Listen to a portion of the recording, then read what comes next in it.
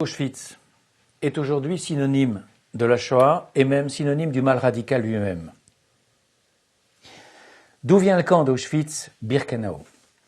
Auschwitz a été créé par décision d'Himmler à partir d'avril 1940 sur le site d'une ancienne caserne de l'armée polonaise et sur un site d'accès facile puisque sur une ligne ferroviaire de Katowice à Cracovie. Près de la ville d'Oświęcim, d'où le nom d'Auschwitz germanisé, en Haute-Silésie polonaise, à 50 km au sud-ouest de Cracovie, capitale du sud de la Pologne. Les premiers prisonniers de guerre soviétiques arrivent au cours de l'été 41. Ils précèdent au début 42 les premiers déportés juifs d'Europe occidentale, et c'est donc dans cette période-là qui précède l'entrée en guerre de l'Allemagne contre l'Union soviétique, en mars 1941, qu'est décidé l'agrandissement du premier camp d'Auschwitz, celui de la caserne de l'armée polonaise, qui va donner le camp de Birkenau, à moins de 2 km d'Auschwitz lui-même. Birkenau, c'est tout simplement le lieu de l'ancien village polonais de Brzezinska, qui, germanisé, donne Birkenau. Bon. À noter également que les Allemands ne s'arrêtent pas là et vont créer des camps de travail forcé dans la périphérie d'Auschwitz, et ça donnera à partir de 1942 le camp de Monowitz, à 7 km exactement du camp d'Auschwitz I. Voilà pour l'historique de l'installation de cette nébuleuse de camps qu'on appelle Auschwitz et qui regroupe en réalité des camps de différentes natures, 3 au moins, Auschwitz I, Auschwitz II, Birkenau, Auschwitz III, Monowitz, qui est un camp de travail forcé, mais aussi des dizaines et des dizaines de commandos alentour sur une zone considérable. En ce qui concerne le génocide des Juifs, quelle est la place d'Auschwitz? C'est à Auschwitz, en fait, que les Allemands ont testé le gaz Zyklon B sur des prisonniers de guerre soviétiques à 2 reprises. À noter d'ailleurs qu'Auschwitz sera le seul lieu de mise à mort où les Allemands tueront par le gaz Zyklon B, qui est pour eux une méthode de tuerie infiniment plus efficace que le monoxyde de carbone, c'est-à-dire tout simplement les gaz d'échappement d'un moteur diesel, qui a été utilisé autant à Chelmno qu'à Belzec, à Treblinka ou ailleurs. C'est donc à Auschwitz qu'à partir de juillet 1942, Himmler, qui est en visite pour la 2e fois sur le site, décide d'agrandir une nouvelle fois Birkenau, qui va devenir l'épicentre de la destruction des Juifs d'Europe dans les mois et les années qui suivent, mais aussi d'y faire construire, très précisément, 4 complexes de mise à mort, comprenant des chambres à gaz et des crématoires intégrés. Autrement dit, tout se passe comme si le génocide des Juifs passait là à une vitesse totalement industrielle. Le camp lui-même est immense. Birkenau, ou Auschwitz II, c'est-à-dire le lieu de mise à mort des Juifs d'Europe, est entouré de 16 km de barbelés et s'étire sur plus de 2,3 km. Il compte plus de 300 baraques, avec plusieurs secteurs. Plus de 500 000 Juifs d'Europe arrivent sur ce qu'on appelle la rampe des Juifs, en allemand la Judenrampe. La Judenrampe est éloignée des chambres à gaz dans un premier temps, puis en mai 1944, pour faciliter les opérations de meurtre de masse, les Allemands prolongent la Judenrampe jusqu'à l'intérieur du camp d'Auschwitz II Birkenau, où là, quand les déportés descendent, ils sont à quelques dizaines, sinon centaines de mètres des installations de mise à mort. La sélection Auschwitz est systématique pour les Juifs à partir du 4 juillet 1942. Mais, ce qui est important à noter, c'est que si l'immense majorité des déportés à Auschwitz sont des Juifs, il n'y a pas que des Juifs. Il y a également des déportés politiques. Par exemple, il y a eu le convoi de déportés français, Charlotte Delbo. Il y a des prisonniers de guerre soviétiques. Il y a des Polonais non-juifs. Il y a des Tziganes également. Or, ce qui est important aussi à noter, c'est que ni les déportés politiques, ni les prisonniers de guerre soviétiques, ni les Polonais, ni les Tziganes n'ont connu ce sort, c'est-à-dire la sélection à l'arrivée. Les premières tueries de Juifs ont lieu en février 1942, les premières sélections au printemps 1942, je l'ai dit, et la sélection systématique à partir du 4 juillet 1942. 25% des déportés seulement, à peine d'un convoi, sont retenus pour le travail forcé. 75% sont envoyés à la mort immédiate. Ceux qui sont retenus pour le travail forcé sont tatoués, c'est d'ailleurs le seul lieu de mise à mort en Europe où l'on tatoue les déportés.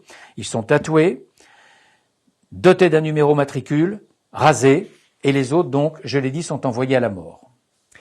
Le processus de meurtre à Auschwitz-Birkenau a atteint un stade industriel.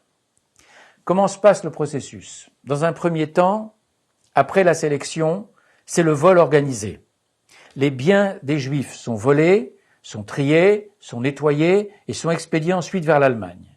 L'or, sous toutes ses formes, les dents, les bijoux, la monnaie, les objets, même en or, sont fondus et vont alimenter le trésor de guerre allemand. Les cheveux même des femmes sont récupérés et expédiés en Allemagne pour y servir dans l'industrie textile. Le processus de mise à mort, il est connu. Dans les chambres à gaz qui fonctionnent au Zyklon B, il est rapide. Je cite un témoin allemand parlant des Juifs enfermés dans les chambres à gaz en sous-sol de Birkenau. Ils commençaient à pousser des cris épouvantables car maintenant ils savaient ce qui leur arrivait. Je n'ai pas regardé dans l'ouverture car l'orifice devait être immédiatement refermé dès que nous avions versé les granules de Zyklon B. Au bout de quelques minutes, c'était le silence. Nous attendions un certain temps, peut-être 10 à 15 minutes, puis nous ouvrions la chambre à gaz. C'était un spectacle horrible. Fin de citation.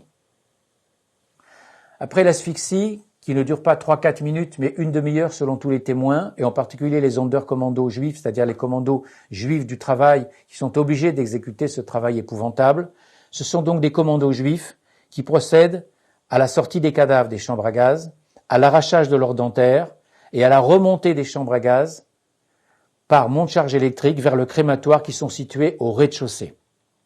Et là, la crémation des cadavres se poursuit jour et nuit à un rythme intense. On aurait atteint, à l'été 1944, au moment où les Hongrois arrivent à Auschwitz, un rythme de 10 000 à 12 000 tueries par jour. Sur plus de 400 000 détenus qui sont passés par Auschwitz et qui ont été immatriculés, c'est-à-dire qui sont entrés dans le camp, qui n'ont pas été envoyés à la mort immédiate. On estime que 200 000 sont morts dans les semaines ou dans les mois qui ont suivi. Que deviennent les Juifs sélectionnés pour le travail? Ils sont en sursis. La déshumanisation est programmée, pour eux comme pour les autres d'ailleurs. C'est la faim, c'est la soif, c'est l'épuisement par le travail, c'est les coups, c'est la torture parfois, c'est l'assassinat toujours, selon l'arbitraire du jour. À noter également que des sélections périodiques ont lieu à l'intérieur même des effectifs qui ont été gardés pour le travail, des élections qui sont d'ailleurs systématiques pour les Juifs à partir du mois d'août 1943. Et ces sélections, c'est tout simplement la mise à l'écart des déficients, des malades, des malportants, qui sont envoyés immédiatement à la chambre à gaz. Primo Levi a parfaitement raconté cela dans Si c'est un homme. Mais il n'y a pas que la faim et le froid qui déciment, il y a également le typhus, la maladie, qui scelle le sort d'un grand nombre de déportés, aussi bien juifs que polonais, que tziganes ou autres. À noter également que les firmes allemandes sont présentes à Auschwitz, Krupp, Siemens, IG Farben, qui achètent à la SS, pour des sommes dérisoires, entre 4 et 6 marks par jour, des détenus dont l'espérance de vie ne dépasse pas, généralement 4 mois, parfois même 1 mois seulement, pour ceux qui travaillent dans les mines de charbon environnantes. C'est ce que les Allemands ont appelé l'anéantissement par le travail. Un dernier point à noter concernant Auschwitz avant de parler du bilan, c'est que le sort des Juifs déportés à Auschwitz a été radicalement singulier de tous les autres déportés. Quels autres déportés? Eh bien, les effectifs des autres déportés sont modestes. 15 000 prisonniers de guerre soviétiques, 23 000 tziganes et quelques dizaines de milliers de Polonais, civils ou militaires d'ailleurs, internés dans le camp. Leur sort a été singulier, par exemple les tziganes n'ont pas été sélectionnés à l'arrivée, ils ont été enfermés dans ce qu'on a appelé le camp des familles, et c'est progressivement qu'ils sont morts pour un grand nombre de maladies, de faim, de cachexie, et les derniers envoyés à la chambre à gaz en 1944.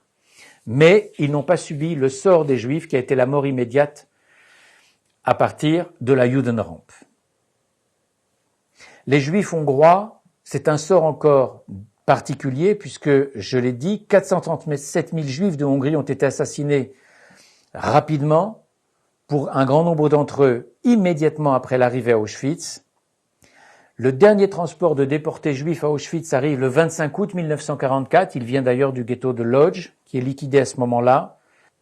Les 6 et 7 octobre 1944, le Sonderkommando du camp de Birkenau se révolte et fait sauter une partie des installations du meurtre de masse. Le 2 novembre 1944, Himmler, sentant la défaite venir et évidemment conscient de l'arrivée de l'armée rouge, fait arrêter les exterminations et les déportations et il ordonne le 25 novembre suivant le démantèlement des installations de meurtre de masse. Le dernier appel à Auschwitz a lieu le 17 janvier 1945. On compte encore dans le camp d'Auschwitz I et autres 66 000 détenus et l'évacuation du camp est décidée le 18 janvier 1945. C'est ce jour-là et le lendemain que commence les fameuses marches de la mort vers l'ouest où un grand nombre de déportés vont laisser leur vie. Et c'est tout à fait par hasard que le 27 janvier 1945, un détachement de l'armée rouge arrive devant Auschwitz. À aucun moment l'armée rouge n'a intentionnellement libéré le camp. C'est par hasard qu'elle arrive devant et qu'elle découvre ce spectacle épouvantable de 5 à 7 000 détenus qui sont encore dans le camp, survivant dans un état catatonique. Si l'on fait le bilan, il est rapide. Sur 1 300 000 personnes qui sont entrées dans le camp d'Auschwitz, entre 1940 et le début 1945, plus d'1 100 000 ont péri. Sur ce 1 100 000, 1 million étaient des Juifs de toute l'Europe entre février 1942 et novembre 1944.